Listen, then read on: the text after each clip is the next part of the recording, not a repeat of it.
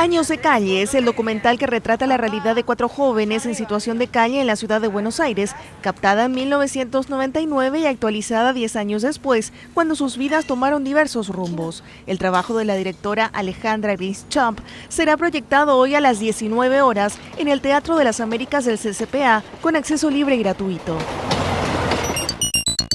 El live coding es una novedosa técnica de creación de música electrónica y vídeo a través de la manipulación de código informático en tiempo real.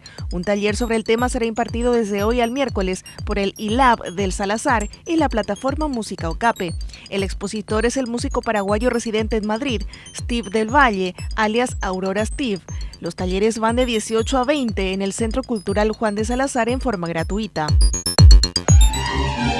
Obras del compositor barroco alemán Georg Philipp Telemann y clásicos del gran maestro austriaco Wolfgang Amadeus Mozart suenan hoy desde las 20:30 en el segundo concierto de temporada de la Camerata de la Policía Nacional.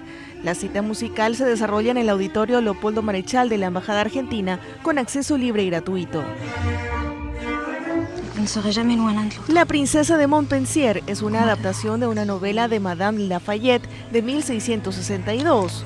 El filme galo, dirigido por Bertrand Tavernier, forma parte del ciclo La arquitectura y el cine y se proyectará mañana en el aula magna de la Facultad de Arquitectura, Diseño y Arte de la Universidad Nacional a las 18, con acceso libre y gratuito.